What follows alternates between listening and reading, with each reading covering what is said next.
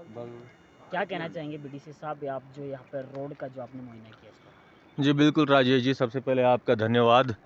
जैसे ही हमने देखा कि यहाँ पर जो ये नेशनल हाईवे जो किश्तवाड़ से मचेल और इधर अपने हिमाचल की तरफ जाता है, तो आज आप अपने कैमरा के ज़रिए ये देख रहे हैं कि ये जो रोड है अठोली के नीचे खास करके, ये पिछले 10-12 सालों से बिल्कुल हमेशा यहाँ पर स्लाइड होता रहता है।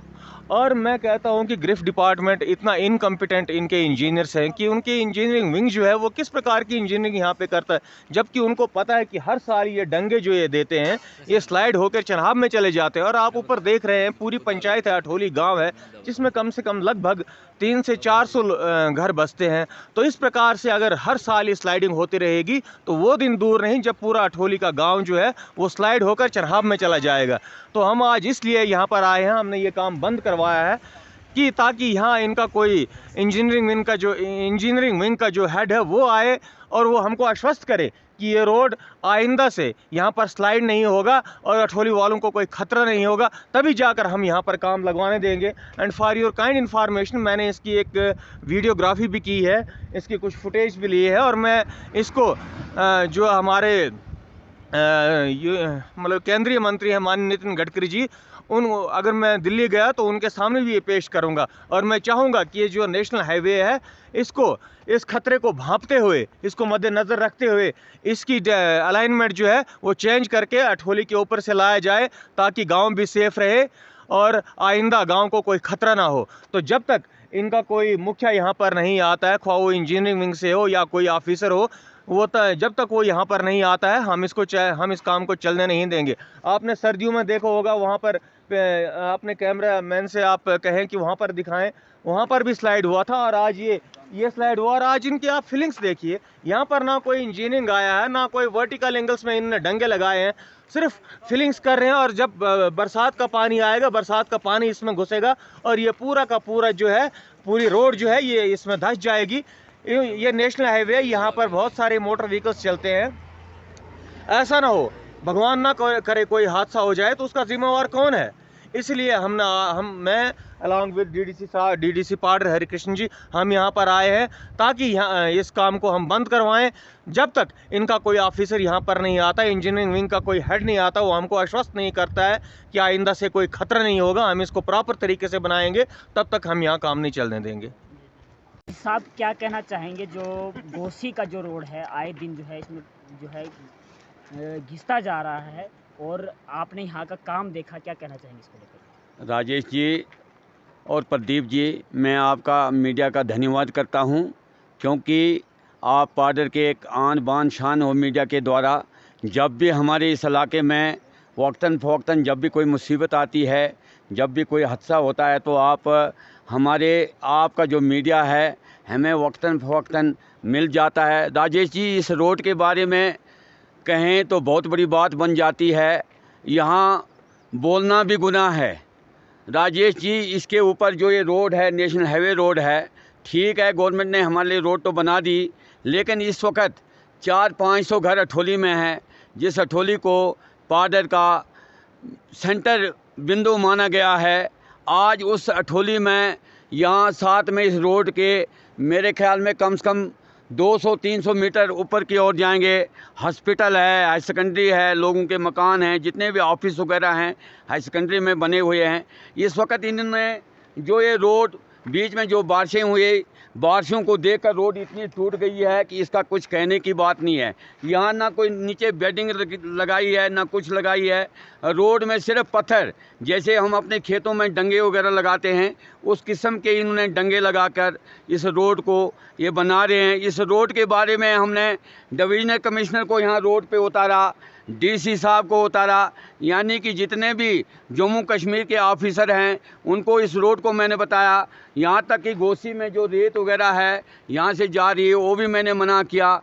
एक कॉपी मैंने डीसी साहब को दी है, एसएसपी, डिवीजनल कमिश्नर, जितने भी ऑफिसर हैं मैंने सबको कॉपी दे के रखी है। इस वक्त मैं अपने हमरा यहाँ के इलाका पाडर के बीडीसी अर्पण सिंह राणा को भी लेके आया हूँ।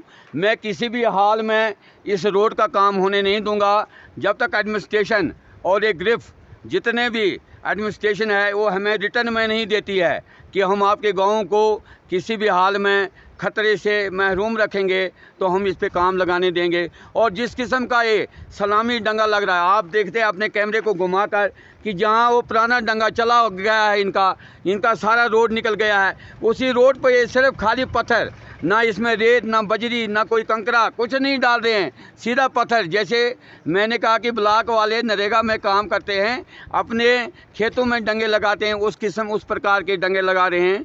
इसलिए हम दोनों आज इसलिए आए कि हम यहाँ इस गांव के जिम्मेवार हैं, पूरे इलाके की 13 पंचायतों के यहाँ जिम्मेवार हैं। अगर हमारे जीते जी, हमारे देखते देखते अगर हमारे इलाके के साथ नाइंसाफ़ी होती है, ये हम होने नहीं देंगे, क्योंकि हम एज ए बीडीसी डीडीसी तो हैं ही हैं, हम बीजेपी से भी बिलोंग करते हैं, बीजेपी के मेंबर भी हैं, वर्कर भी हैं, हम ऐसे होने नहीं देंगे। आज सेंटर में हमारी सरकार है, अगर हमारे लोगों के साथ ऐसा नाइंसाफ़ी होता है हम ये कभी बर्दाश्त नहीं करेंगे। इसलिए इनके ऑफिसरों का हम वेट कर रहे हैं। यहाँ जो मजदूर काम कर रहे हैं हमारे लोकल लड़के हैं, हमने इनको रोक के रखा है। यहाँ के इनके जेई वगैरह जो भी यहाँ इंचार्ज वो आएंगे, हम उनके साथ बात करेंगे। और जब तक हमारे मकामी ऑफिसर, डिस्ट्रिक्ट का ऑफिसर हमें यहाँ पूरा गारंटी इंश्योरेंस नहीं देगा कि हम इस रोड के जिम्मेवार, अगर इस रोड को कुछ भी होगा, क्योंकि ये रोड जो है इसमें पानी चल रहा है, 24 घंटे यहाँ पानी चलता है। ऐसे बारिशें वगैरह हो गई तो डबल पानी बन जाता है। इन्होंने कोई कलवट वगैरह नहीं बनाया है, अजीब किस्म की रोड बन रहे हैं। ये मुझे लगता है कि एक बिजनेस खोल के रखा है। ये रोड जो है कम से कम 300 मीटर, ये आज तक कम से कम 2-3 बार टूट चुकी है। इस बार अब हम ऐसे होने नहीं देंगे। हम चाहते हैं कि अगर ये रोड यहाँ से कामयाब नहीं है, इसकी एक टीम आए, इंक्वायरी हो, ये बार बार ये रोड गोसी के शहर में क्यों टूटता है, उस इंक्वायरी के बाद हम इस काम को करने देंगे। तब तक हम किसी भी हाल में काम करने नहीं देंगे। हम दोनों साथ हैं और हमें माननीय श्री सुनील जी शर्मा का भी आशीर्वाद है कि आपने अपने इलाके की डेवलपमेंट करनी है। ऐसा ना हो रोडें टूट गई तो हम बैठ जाएंगे। हमें इसलिए नहीं बनाया है, इलाके ने पूरे इलाके ने हमें वोट दे के बनाया है, हम वोट दे के जीते हुए हैं। हम दोनों, ये मेरे अजीज़ हैं, इन्होंने भी काफ़ी काम कर रहे हैं और इनको भी एक अपने इलाके के लिए वलवला है, जज्बा है। और हम किसी भी हाल में, मैं कहता जब तक हमारे यहाँ डिवीजनल कमिश्नर साहब नहीं आएंगे, पूरी टीम नहीं आएगी, हम इस रोड का काम करने नहीं देंगे। चाहे ये काम जब तक रुकता है, अगर ये रोड कोई भी गाड़ी हादसा होती है उसके जिम्मेवार गिरफ्त होगा और उसका खमाजा भी वो भुगतेंगे। इसलिए मैं आपके मीडिया के माध्यम से देखता हूँ, यहाँ दरिया भी साथ में, दरियाई चनाब है और इसके साथों साथ बिल्कुल ये रोड है। और इस रोड को ये बार बार, एक बार नहीं 10 बार अभी तक ये रोड टूट चुका है। मैं कहता हूँ इसमें शायद इन्होंने एक बिजनेस खोल के रखा है, क्योंकि सारी लेबर इधर लगा के रखते हैं और ये पैसा कमाने की एक स्कीम है। हम ये होने नहीं देंगे जब तक ये हमें विश्वास नहीं दिलाएंगे। रोड टूटने के साथ साथ गाड़ियों को भी खतरा है और इस गांव को भी खतरा है। इसलिए हम आपके मीडिया के द्वारा पूरे एडमिनिस्ट्रेशन तक ये गुहार लगा रहे हैं बार बार। मैंने कहा 10 बार मैंने यहाँ ऑफिसरों को रोका। अभी पीछे वो हमारे एक एजुकेशन डायरेक्टर साहब भी आए हुए थे, हमने उनको भी इस रोड पे रोका। मैं और बीडीसी साहब साथ थे, उनको सारा दिखाया।